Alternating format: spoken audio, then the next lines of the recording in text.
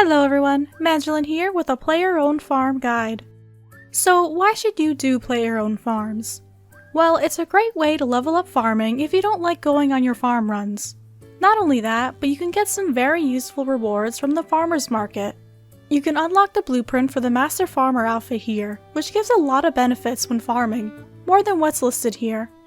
You can also unlock a seedicide and an herbicide, which is basically a bone crusher but for seeds and herbs. Very useful to bring along on certain Slayer tasks.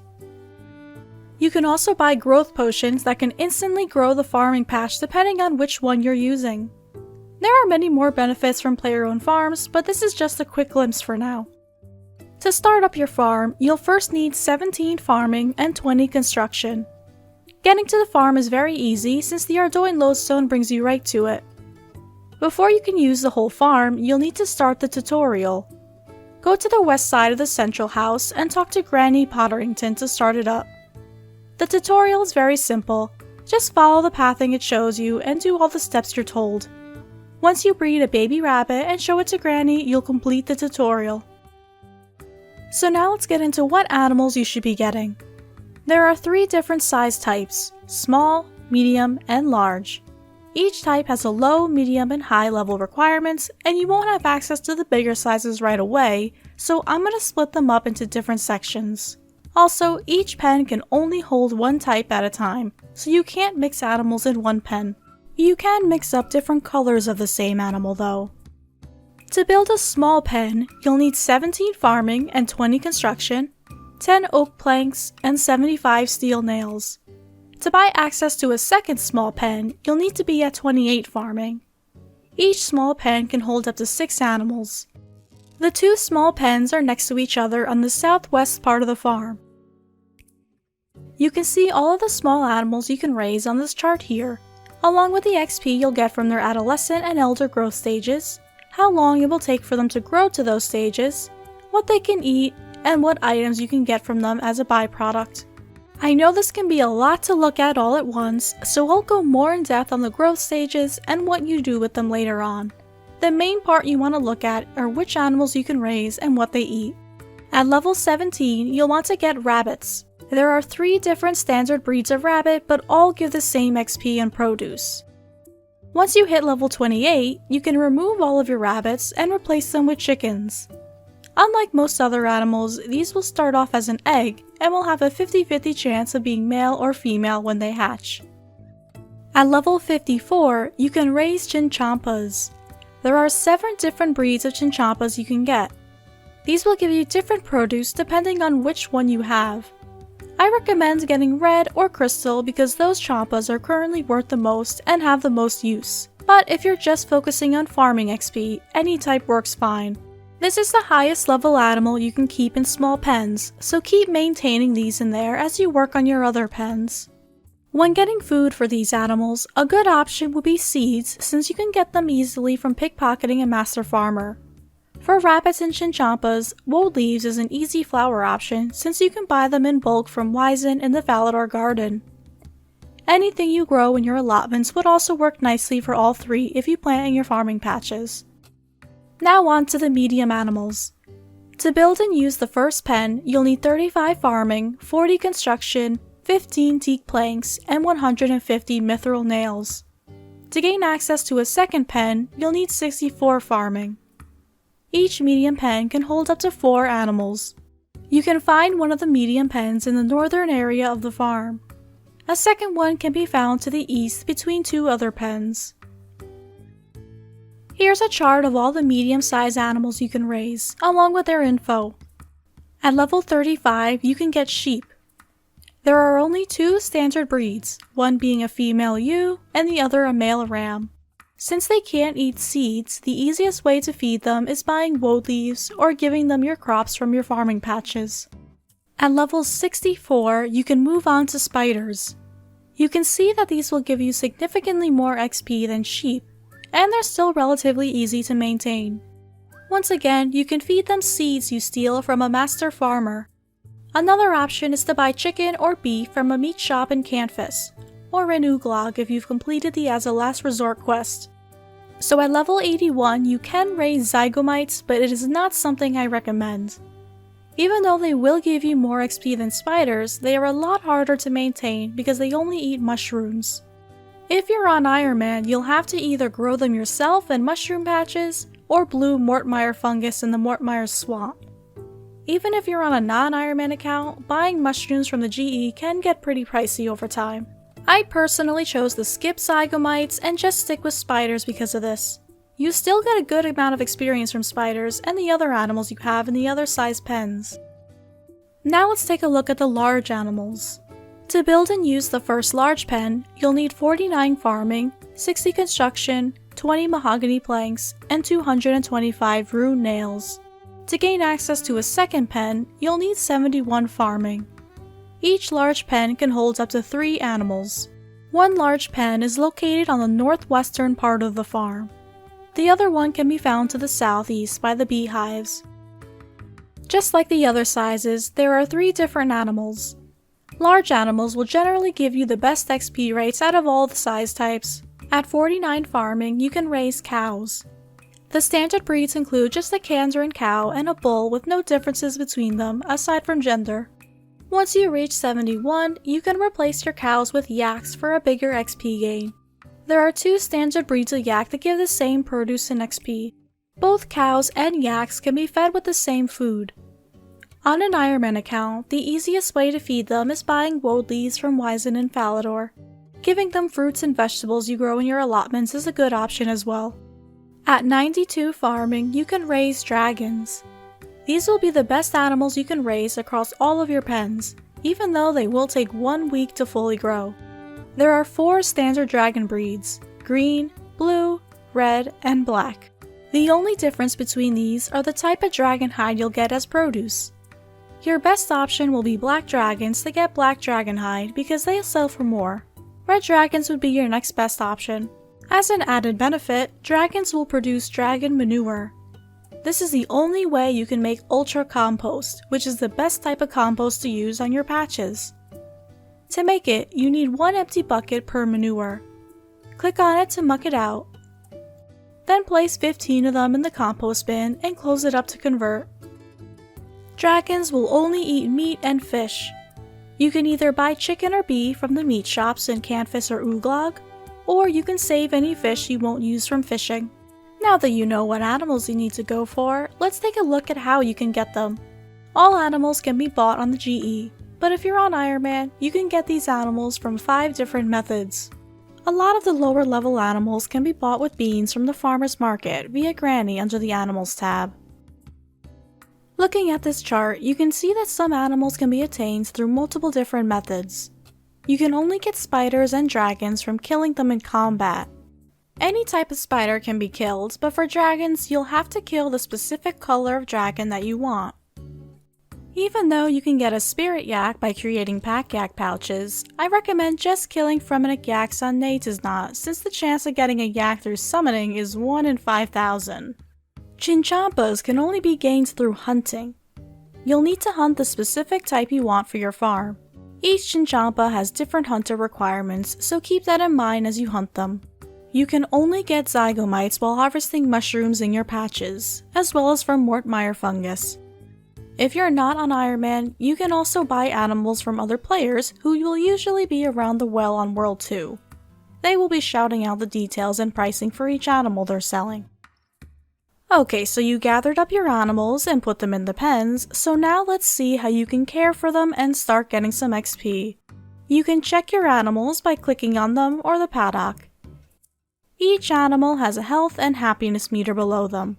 To get the maximum experience, you'll want to keep both of these meters up. They'll also be more likely to breed faster with high happiness and health, but I'll get more into breeding later.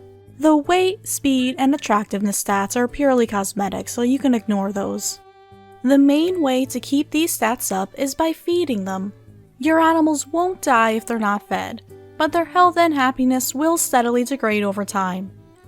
Each animal in your pen will consume 1 unit of food every hour, so if you have a small pen filled with 6 animals, you'll need to make sure you have at least 6 pieces of food in the trough each hour.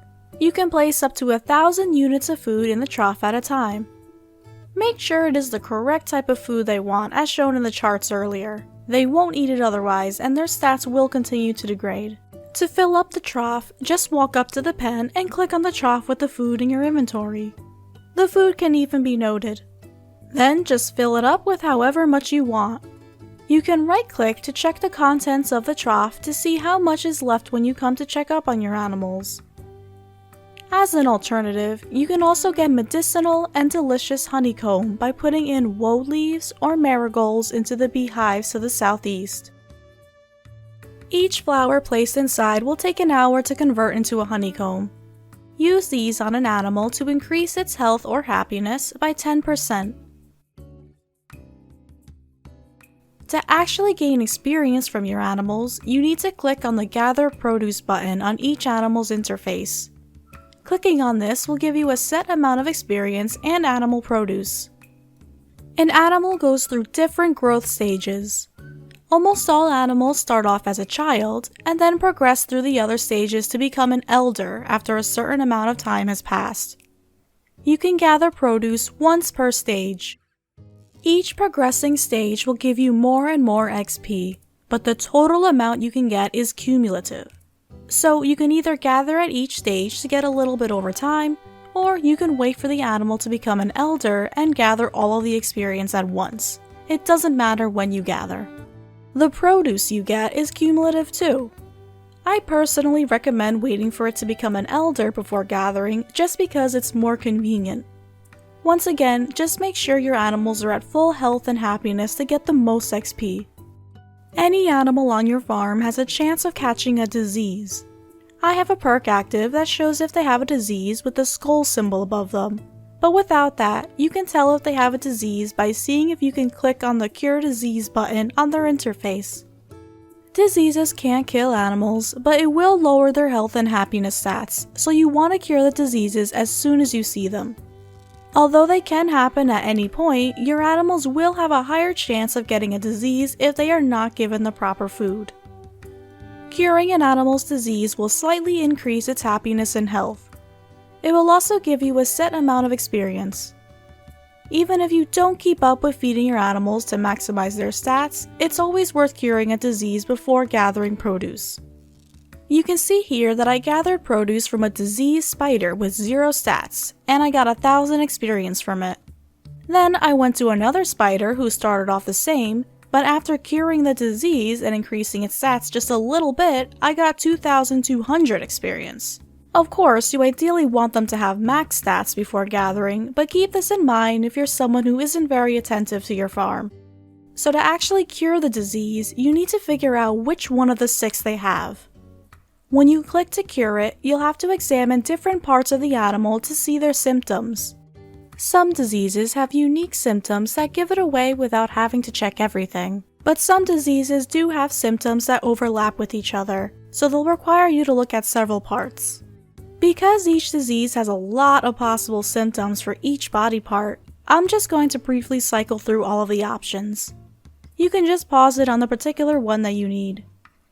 Once you find the disease that matches your symptoms, just choose to administer the treatment and select the disease. When you have at least 2 of the same animal type, you can start breeding them to get more. You start off with just 1 breeding paddock. This is located on the northeastern part of the farm. In the beginning, this is the only pen where you can breed animals. You can place your animals in it by clicking on the paddock and going to the Add Remove tab. Animals in the adult or elder stage can breed. This pen can hold up to 4 animals, so make sure you have at least 1 free space for a baby to be born. It is actually possible for 2 same-gender animals to adopt and give an offspring, but it is less likely than having a male and female breed. Pairs will also be more likely to breed faster with high happiness and health. Once you get a baby, you should take it out and move it to its proper pen so you can free up space for more breeding. Each animal can have a variety of different traits. Some traits are purely cosmetic, but there are a lot that affect different aspects of the animal. An animal will always have at least 1 trait with the possibility of having a second or third. It is possible for parents to pass on traits to their children when breeding, but it is not guaranteed, so it's difficult to control what traits you get. Traits can be positive or negative. There are way too many traits to list all of them, but an example of a good trait would be Giver, since it gives 3% more XP when gathering produce. A bad trait can be something like Taker, where the animal will give 3% less XP when gathering. If an animal has a trait like Radiant, Glistening, or Sparkling, they have a chance of breeding a shiny child. Having multiple shiny traits on an animal, or between a pair, will stack the percentage chance. Shiny animals will look different from their normal variants. Additionally, you'll get 10% more XP from them when gathering produce. Sometimes, shiny animals will give additional produce as well, like Clue Scrolls from Sacred Yaks or Draconic Visages from Royal Dragons, but this happens rarely. There are additional requirements you'll need to get Royal Dragons, but since that's not what this guide is about, I'm not going to go into that here. You can buy a trait reroller for 300 beans in the shop, but with a total of 78 possible traits, it'll be hard to get the one you want. It can be a good option to reroll for an animal with a negative trait though. I've been talking about beans every now and then, so let's go into that a bit more. If you right-click on Granny, you can access the Farmer's Market, where you can buy a variety of different things. Everything in the market can be bought with beans, which is the currency for the manor farm. The only way you can get beans is by selling your animals. You should always keep on top of selling your animals so you can keep getting beans to progress your farm, and make room for more animals to keep getting XP. Just make sure to gather their produce before selling. You can sell your animals at any growth stage, but you will get different amounts for each. If you want to get the most beans from your animal, you'll need to sell it once it hits the adolescent stage. You can go back to the animal chart sections to see how long it will take for them to reach adolescent to make sure you can sell them before they pass on to elder. By doing this, you will miss out on more XP, so the time in which you sell your animals all depends on your current priorities. If you need beans, sell them at the adolescent stage. If you don't need them and just want to focus on XP, wait for them to grow to an elder before selling. Each animal has a specific buyer who will take them. There will always be 3 of them, and they will hang out around the well on the farm. The buyer present depends on what animals you have in your pens. So let's say you have only cows in your large pens, you'll always have the cow buyer on the farm. But if you have cows in one large pen and yaks in another, you have an equal chance of having one buyer or the other. You can advertise which specific buyers you want to show up by talking to Granny though. Just speak with her and choose to advertise your animals. If you're trying to get the buyers to change, it takes 1 day for small buyers to change, 2 days for medium, and 3 days for large, so keep that in mind. Also, each buyer will have a limit to the animals they will buy each day. For each respective buyer, you can only sell up to 12 small animals, 8 medium, and 6 large. This shouldn't be a concern as long as you sell them at a consistent pace. Baby Shakes is a buyer who will always be present and has no limit to purchases. However, he will buy your animals at 10% of their bean value, so I don't recommend selling to him. There are many useful upgrades you can buy with your beans. The ones you're going to want to unlock first are the deeds to get more pens. You start off with 1 small pen, but if you want to unlock a medium and a large pen, you will need to buy the appropriate deeds for it. There are also deeds to unlock the use of a second pen for each size. Some of these do have additional farming requirements, as I mentioned earlier in the video. Another very useful upgrade is the ability to make normal pens into breeding pens. You'll have to get one of these upgrades for each size, but with it, you won't have to rely on the one breeding pen to get more animals. These are definitely the 2 types of upgrades you should focus on first to make the most progress. There are other upgrades that you may find useful as well, such as noting all produce you gather. This will really come in handy as you get more and more animals. The farm already has a deposit box where you can store your produce, but eventually you can convert it into a bank chest to get even more use out of it. There are even farm hands you can hire to help manage your animals. There are a couple of different types, but the most beneficial ones are the babysitters because they'll prevent your animals from growing past the adolescent stage. If you're trying to get a lot of beans but don't check up on your animals that often, this can help you out a lot. The last thing I want to talk about are farming perks. In the farmer's market under upgrades, you can buy farming totems for 200 beans. If the pen has an elder animal in it, you can place a totem on the pinwheel looking space. You can see here that putting on the totem gave me a tier 1 perk that increases damage done on spiders by 2%. Perks can then be upgraded to tier 2 just by having a totem on a second pen with the same animal in it. Now my damage is increased by 3%. This particular perk even works on a Raxi. There are different perks you can get depending on the breed and in some cases the gender of the animal in the pen. If you have a male and female in a pen with a totem, you will get both of the perks. There are many different perks, so look through them to see which ones will work for you. Alright, and that is going to be all about player-owned farms. There are a few things I didn't cover in this guide like seasons, specific calculations used in breeding, and a couple of other smaller details, but these are the basics you need to know to progress your farm and earn farming XP. If you need help bringing up your farming level early on, we also have an early farming guide you can check out. You can also watch a video showing an optimal path to hit every farming allotment when you're doing your farm runs. If you found this video helpful, please leave a like and consider subscribing for more. We also have a Patreon you can check out to give us some more support. The link for that will be in the description, along with the link to join our Discord. Thank you all so much for watching, and I'll see you later. Bye!